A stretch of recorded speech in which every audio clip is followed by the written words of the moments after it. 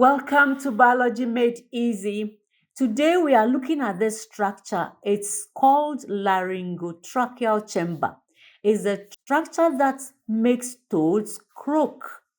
And to understand this structure, we'll compare it with the human respiratory tract. This one. Well, the laryngotracheal chamber is in the throat of the toad. Here is the throat of this toad. Throat is here. And this toad, here is the buccal region, and here is the throat. Then we have this toad, the throat is here. That is where it's used for croaking, and that is where the laryngotracheal chamber is. Here is the laryngotracheal chamber. The term laryngotracheal means larynx, glottis, and trachea combined together. Now, we'll look at the larynx, glottis, trachea in the human respiratory tract so that we will understand how this structure is. Now, here is the human respiratory tract. Here is the nasal cavity. The red area is the air passage. So you have the air passage. Then you have the yellow area here. You have the buccal cavity. You have everything that is swallowed, food, water, passes and goes into the esophagus. Now, look at this area here, the pharynx, it is called. It's a common area for the air and food. You see? Now, there is this structure, the epiglottis is an elastic cartilage. It's a flap that falls down to close this area called glottis. That is the glottis area.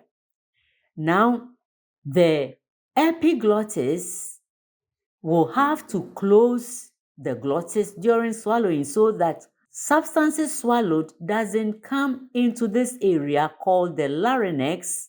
That's the larynx area. The larynx has the vocal cords, and the larynx is where sound is made from. It's the voice box. All right, that's the larynx. So you have the larynx leading to the trachea and the lungs here. So you have the glottis area, the larynx, and the trachea. Together, this area all form the laryngotracheal chamber in the toad. And so you have the glottis, you have the larynx, you have the trachea, forming the laryngotracheal chamber in the toad. And we'll look at this as we remove the skin from the toad. We'll see that the muscle on the ventral wall, that of the toad, the muscle gives an indication of the area of the throat, and the area of the throat is where the laryngotracheal chamber is. So here we are removing the skin from the ventral area, and here is the area where you see the structure. That's the laryngotracheal chamber. That's where it is. That's it. That's the area there. And this area is the throat. This muscle forms the throat. Well, we'll see the muscle better and the throat region better when we look at other dissection. For instance, this dissection, the ventral body wall, and here, this area is the throat. Look at this region. That's the throat region. That's the throat. That's also part of the throat region. That is where the laryngotracheal is. We will see in another dissection, this throat area. That's the throat area in another dissection. Not too clear, but still you can see that this is the throat region. That's the throat region. That's where the laryngotracheal chamber is. So we cut and remove the body wall, we'll expose the laryngotracheal chamber. So here we are removing the body wall. This flap is like the xiphoid cartilage in mammals. All right. So we have cut open. Here is the structure that looks like the xiphoid cartilage. We are going to cut through the throat area, and then we'll see the laryngotracheal chamber. So let's cut through the throat muscle and cartilage area.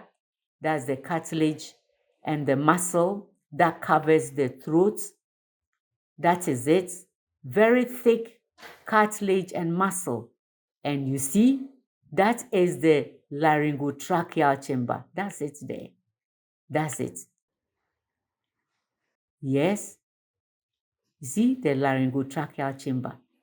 That's it there. The laryngotracheal chamber. That is it. That is it. Now, the muscle and cartilage that covers the chamber. That is it. Very clear. You see? Good. So, we will look at this laryngotracheal chamber, open it in the next lesson, and look at the structures inside. Good. Bye-bye.